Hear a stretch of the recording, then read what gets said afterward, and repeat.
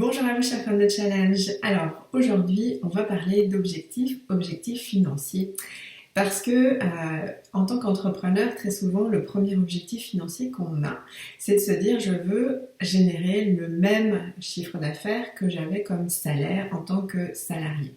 Donc voilà, et puis une fois qu'on s'est mis en route et qu'on l'a atteint, très souvent, eh bien on vise les 100 000 euros. Ça c'est un objectif vraiment très symbolique qu'on a vraiment rapidement envie de dépasser, d'atteindre déjà, parce que c'est déjà quelque chose. Et donc je voulais vous partager les 6 habitudes qui m'ont permis d'atteindre ce chiffre d'affaires. Alors la première chose qui est très importante, c'est de bien focaliser sur les basiques. Alors pourquoi je dis ça? Parce que moi comme vous sans doute, je me faisais toute une montagne sur tout ce que les actions que je devais poser et la complexité des actions que je devais poser pour en arriver à atteindre ces fameux 100 000 euros de chiffre d'affaires. Et en fait, j'ai découvert en pratiquant et aussi en étant régulièrement coachée que en fait, les basiques, donc envoyer sa newsletter, être présent sur les réseaux sociaux, être en contact en termes de réseautage, enfin, tous ces fondamentaux, tous ces basiques, en fait c'est ce qui va vous amener à générer les 100 000 euros et les répéter.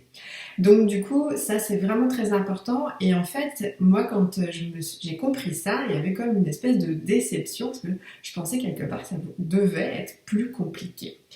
Donc la première chose, c'est vraiment focaliser sur les basiques, les fondamentaux de la communication. La deuxième chose, c'est la consistance et la constance. Alors, ce qu'il y a, c'est que en étant constante et consistante, déjà, c'est prendre la décision parce que, évidemment, qu'il y a plein de moments où on n'a pas envie de faire sa vidéo, on n'a pas envie de faire sa newsletter, on n'a pas envie de préparer son calendrier éditorial.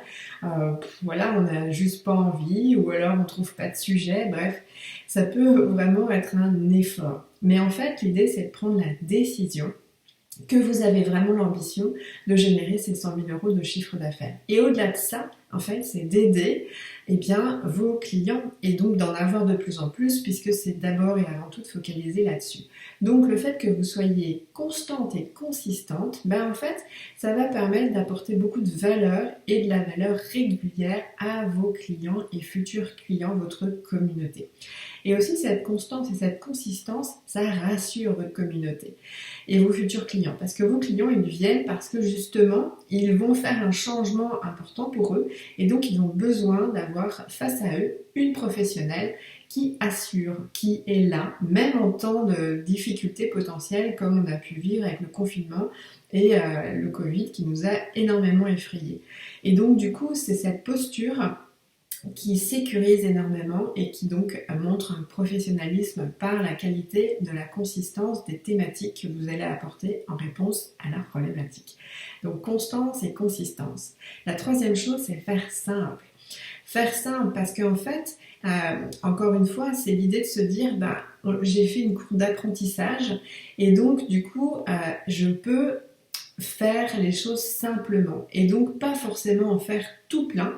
Et donc se dire qu'en répétant ces actions, on augmente sa capacité de compétence et aussi de l'efficacité. Donc par exemple, les webinaires. Donc faire des webinaires régulièrement, c'est bien. Et l'idée, c'est de le faire de façon régulière afin que vous puissiez peaufiner régulièrement cette technique qui du coup va vous générer de plus en plus de clients. Et donc le côté faire simple, c'est vraiment le fait de simplifier même dans la façon de travailler, la façon de communiquer pour que vous en soyez vraiment à l'essentiel dans cette idée de faire simple. Personnellement, moi ça m'a beaucoup apaisé de me dire que c'était possible de ne pas faire justement compliqué et que quand je ressentais un bien-être à faire simplement, en fait c'était juste. La quatrième chose, c'est prendre des décisions alignées. C'est important aussi parce que dans un monde où on s'expose, forcément, il y a différentes personnes qui nous entourent, et puis même des coachs qui peuvent nous influencer ou nous proposer des options qui, au préalable, peuvent nous sembler justes et cohérentes. Et puis au final, non, en fait, ça ne correspond pas à nos valeurs, ça ne correspond pas à notre énergie, et donc c'est important de se respecter.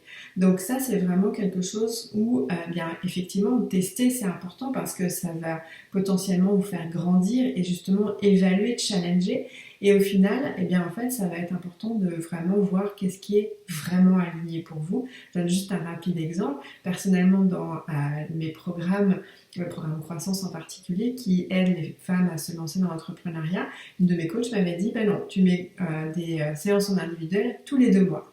Et j'avais avancé comme ça, voilà, il y avait l'écosystème qui était OK. Et à un moment donné, ben en fait, je suis revenue en arrière parce que c'était juste. J'ai eu le testé, et donc ça c'était important pour moi. Et ensuite, ben en fait, en me recentrant, et ben j'ai trouvé qu'avoir une session par mois, c'était vraiment ce qui était le plus juste par rapport à la qualité que je voulais apporter dans mes programmes. Ensuite, c'est augmenter la visibilité. J'ai toujours eu cette envie et ce désir basé sur mon pourquoi d'accompagner toutes les femmes de challenge possible, et donc du coup l'idée d'augmenter ma visibilité. Encore une fois, on reste sur le côté sur les basiques et faire simple, mais l'idée d'augmenter la visibilité n'est pas nécessairement faire plus d'activités. Mais par exemple, vous allez faire un webinaire et donc au départ, je sais pas, vous avez une dizaine de participants, et puis en travaillant à la promotion du webinaire, en optimisant la promotion avec des campagnes Facebook, en vous mettant avec des alliances, etc., au fur et à mesure, vous ne ferez toujours qu'une action, mais la visibilité sera bien plus grande. Donc ça, c'est important aussi à avoir en tête. Et le dernier point, c'est me dire, et pourquoi pas moi? Pourquoi pas moi d'atteindre les 100 000, d'atteindre les 200 000, pourquoi pas moi? Et donc dans ce pourquoi pas moi, eh bien c'est me donner la permission de me faire coacher. De me faire coacher parce que effectivement dans le fait de me faire coacher, c'est aussi le fait de se dire pourquoi pas moi? Pourquoi est-ce que moi j'aurais pas le droit? Donc sachant que je ne sais pas ce que je ne sais pas pour y arriver, donc je vais me faire coacher pour arriver à savoir ce que je ne sais pas et surtout être aidée à mettre en place, puisque forcément ça va venir me challenger dans mes peurs, mes doutes et mes résistances.